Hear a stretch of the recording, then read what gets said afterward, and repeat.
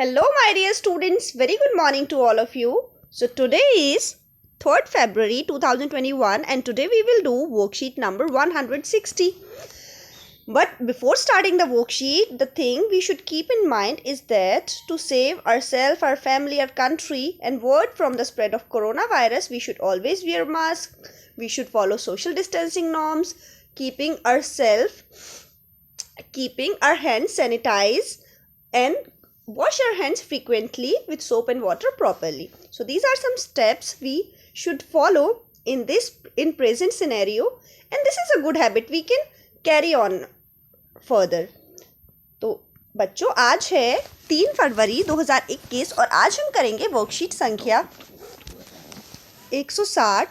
लेकिन वर्कशीट शुरू करने से पहले जो सबसे ज़रूरी बात हम सबको याद रखनी है वो ये है कि कोरोना वायरस से अपने आप को, अपने परिवार को, देश को और विश्व को बचाने के लिए हमें अपने हाथों को साबुन और पानी से अच्छे से धोना है, लगातार धोना है, सैनिटाइज़र का प्रयोग करना है, मास्क पहनकर ही घर से बाहर निकलना है और साथ में सामाजिक दूरी को बनाए रखना है। तो आइए शुरू करते हैं आज की वर्कशीट, जिसका सब्जेक्ट है इंग्लिश और जिसका टॉपिक है हमारी इंग्लिश की टेक्स्ट बुक मैरीगोल्ड की यूनिट 7 का चैप्टर द गिविंग ट्री, जो हमारी बुक में पेज नंबर 121 से 125 तक दिया गया है। We have also discussed this chapter in the video I just uploaded 1 or 2 days before. So dear children, all of us have friends who are caring. हम सब के पास फ्रेंड्स होते हैं जो केयरिंग होते हैं, यानी हमारी देखभाल करते हैं, हेल्पफुल होते हैं एंड नाइस टू अस, हमारी हेल्प करते हैं और हमारे साथ बहुत अच्छे से बिहेव करते हैं। In the play the giving tree, the tree had always been a good friend to the boy. जो ट्री था वो हमेशा अपने दोस्त यानी उस बॉय के लिए एक बहुत अच्छा फ्रेंड बन के रहा था।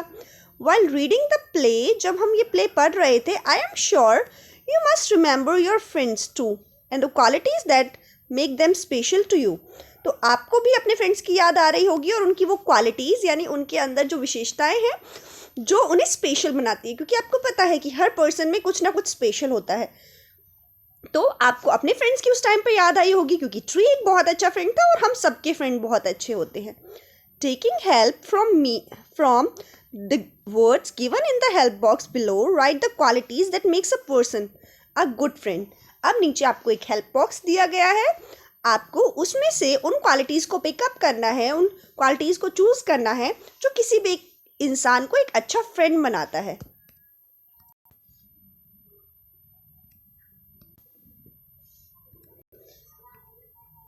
तो यहाँ हमें जो हेल्प बॉक्स दिया गया है उसमें फर्स्ट वर्ड जो हमें गिवन है दैट इज़ केयरिंग। केयरिंग मतलब देखभाल करने वाला, नाइस मतलब अच्छा, फेयर मतलब गोरा, थॉटफुल विचारशील यानी जो सोच समझ कर काम करे, चीयरफुल मतलब हमेशा खुश रहने वाला, हेल्पफुल हेल्प करने वाला, रिस्पेक्टफुल यानी सम्मान के योग्य, फॉरगिविंग माफ़ करने वाला, कोऑपरेटिव हमेशा सहयोग करने वाला, ट्रस्टवर्दी यानी विश्वसनीय, जिस पर हम विश्वास कर सकते हैं, that is called trustworthy, honest ईमानदार, फनी मजाकिया एंड लॉयल। लॉयल मतलब होता है वफादार। दैट मीन्स आपको पता है कि dog is a faithful animal, यानी डॉग एक वफादार जानवर होता है। लॉयल का मतलब भी होता है कि जो आपके साथ वफादार रहे। ये नहीं है कि यहाँ आपसे किसी और की बुराई अगर की जा रही है तो कहीं और जाकर वो आपकी बुराई आपसे करेगा। दैट मीन्स जो भी सिचुएशन हो, you can trust on that person, वो आपके साथ वफादार रहेगा। तो अब आपको इनमें से उन क्वालिटीज़ को चूज़ करना है जो किसी भी पर्सन को एक अच्छा फ्रेंड बनाती हैं। तो आपको उनमें से 6 क्वालिटीज़ को मेंशन करना है यहाँ। उसके बाद now right the 3 qualities that make you a good friend. अब आपको 3 क्वालिटीज़ ऐसी बतानी हैं जो आपको एक अच्छा दोस्त बनाती हैं, यानी आपके अंदर ऐसी कौन सी 3 क्वालिटीज़ हैं जो आपके फ्रेंड्स को आपकी तरफ अट्रैक्ट करती हैं या जिनकी वजह से आपके फ्रेंड्स बनते हैं। दैट मीन्स आपको अपने अंदर की 3 क्वालिटीज़ बतानी है। एंड सबसे इम्पॉर्टेंट बात ये है कि अपने अंदर की क्वालिटीज़ हमें पता होनी चाहिए और हमें साथ में अपनी डिसक्वालिटीज़ भी पता होनी चाहिए, यानी अपनी कमियां भी हमें पता होनी चाहिए, क्योंकि अगर हमें अपने अंदर कमी नहीं पता तो हम सेल्फ इम्प्रूवमेंट कर ही नहीं सकते। यानी अगर हमें अपनी गलती पता है, अपनी कमी पता है, तभी तो हम उसे सुधार के एक अच्छा इंसान बन सकते हैं। तो आपको अपनी क्वालिटीज़ और अपनी डिसक्वालिटीज़ दोनों चीज़ें पता होनी चाहिए। So dear children, read the sentences given below carefully. नीचे दिए गए सेंटेंसेस को आपको ध्यान से पढ़ना है। हु इज़ अ फ्रेंड, एक दोस्त कौन होता है। Who is not a friend, और कौन दोस्त नहीं होता। तो यहाँ आपको बताया गया है कि a friend is someone you know well. Friend वो होता है जिसे हम अच्छे से जानते हैं। A friend is someone you meet in school और इन योर नेबरहुड। एक फ्रेंड वो होता है जो आपसे स्कूल में मिलता है और साथ में आपके पड़ोस में भी आपसे मिलता है। और फ्रेंड के अंदर क्या मतलब किसे आप फ्रेंड बोल सकते हो। You have spend time with him और हर, आप उनके साथ टाइम स्पेंड करते हो। Your parents also know them, आपके पेरेंट्स भी उन्हें जानते हो। और क्या क्वालिटी होती है एक फ्रेंड में। यू ऑल्सो ट्रस्ट दैम, आप उन पर ट्रस्ट करते हो। Write down the people that you would consider as a friend. अब आपको 3 ऐसे लोगों के बारे में बताना है कि जिन्हें आप अपना फ्रेंड बोल सकते हो। तो फ्रेंड में क्या क्या क्वालिटी होती है कि आप उन्हें जानते हो, या तो वो आपसे स्कूल में मिलते हो या आपके पड़ोस में आपसे मिलते हो, यानी कि the person that can be in your school और in your neighbourhood. You have spend time with them, यानी आप उनके साथ टाइम स्पेंड करते हो। आपके पेरेंट्स भी उन्हें जानते हो, आप उन पर ट्रस्ट करते हो, विश्वास करते हो। तो अब आपको 3 ऐसे लोगों को बताना है जिनको आप फ्रेंड बोल सकते हो। Remember, someone whom you are meeting for the first time or someone who looks familiar and act friendly with you does not make her और हिम योर फ्रेंड। यानी कि ये बात आपको ध्यान रखनी है कि किसी से आप पहली बार मिलो और जो आपको देखने में बहुत फैमिलियर भी लग सकता है, यानी कि बहुत ऐसे मिलनसार की ये तो बहुत अच्छा है, और आपके साथ फ्रेंड जैसा बिहेव करे, तो इसका मतलब ये नहीं है कि वो आपके फ्रेंड हैं। यानी आपके फ्रेंड वो होने चाहिए जिसे आप जानते हो, आपकी फैमिली जानती है, आप उनसे डेली मिलते हैं, यानी आपके स्कूल में या नेबरहुड में, यानी आपसे कनेक्टेड हैं वो। आपको उनके ऊपर ट्रस्ट होना चाहिए। तो आपको ये बात ध्यान रखनी है, you should never approach a person you don't know. आपको कभी भी किसी ऐसे पर्सन को एज अ फ्रेंड नहीं लेना चाहिए जिनको आप नहीं जानते हो। If you have never met a person before they are a stranger. अगर आप किसी पर्सन से पहले नहीं मिले हो तो वो आपके लिए स्ट्रेंजर है, ना कि फ्रेंड।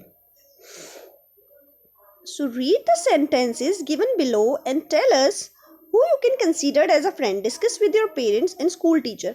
अब आप नीचे दी गई सेंटेंसेस को पढ़ो। आपको 8 लाइन्स में ऐसे पर्सन दिए गए हैं, आपको चूज करना है कि इनमें से आप किसे अपना फ्रेंड बोल सकते हो, और आप इस मैटर में अपनी टीचर यानी मेरे साथ कंसल्ट कर सकते हो और अपने पेरेंट्स के साथ भी आप डिस्कस कर सकते हो।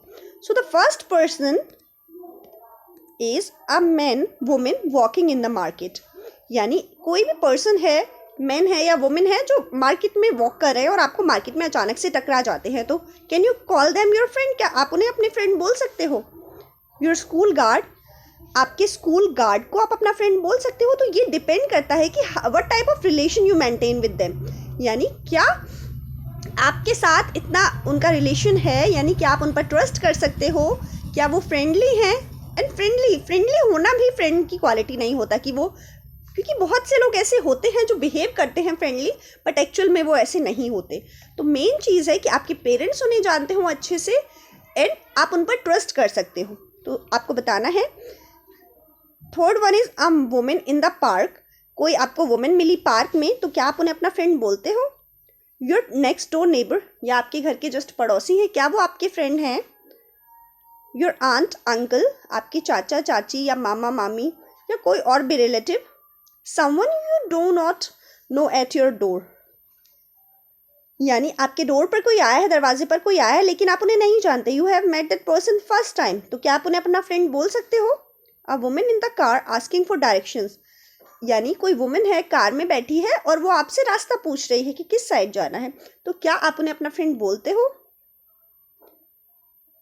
An unknown man women offering you toffees, कोई भी अननोन पर्सन है, मैन या वुमेन, मेल है या फीमेल है, वो आपको टॉफ़ी या कैंडीज़ कुछ भी खाने की चीज़ ऑफ़र कर रहे हैं, तो क्या आप उन्हें अपना फ्रेंड बोल सकते हो।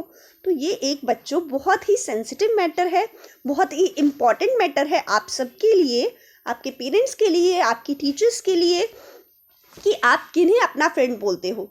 तो आपको ये सारी चीज़ें बहुत अच्छे से समझनी होंगी कि कोई भी अननोन पर्सन जो हमें कुछ भी खाने पीने की चीज़ ऑफ़र करता है या हमारे साथ बहुत फ्रेंडली बिहेव करता है, बहुत अच्छे से बिहेव कर रहा है, तो क्या हम उन्हें अपना फ्रेंड बोल सकते हैं? तो फ्रेंड होने के लिए ट्रस्टवर्दी उस पर्सन को होना चाहिए, आपके पेरेंट्स उन्हें जानने चाहिए। So these are the quality of being a friend. Now let us have fun by doing exercise given on page number 98 of the English workbook. अब आपकी इंग्लिश की वर्कबुक में पेज नंबर 98 पे वर्कशीट दी गई है, आपको वो करनी है और जिससे आपको और भी मज़ा आएगा और वो इसी से रिलेटेड है। ना अभिभावकों के लिए सुझाव है कि वो बच्चों को बताएं कि सही और गलत स्पर्श के बारे में क्या अंतर होता है। तो सही और गलत स्पर्श का मतलब होता है good touch and bad touch. ये इस चीज़ के लिए एक कैंपेन भी चलाया गया है। Government plus NGO plus police department ये सब मिलकर इस चीज़ में लगे हुए हैं कि बच्चों को जो एक्सप्लॉइट किया जाता है, बच्चों के साथ जो गलत चीज़ें की जाती हैं, बच्चों के साथ जो गलत बिहेव किया जाता है, उन सबको कैसे रोका जाए। तो इसके लिए गुड टच और बैड टच एक कंसेप्ट बनाया गया है कि बच्चों को पता होना चाहिए कि कौन सा टच उनके लिए केयरिंग वाला है और कौन सा टच उनके लिए जो सेंसिटिव टच हो सकता है।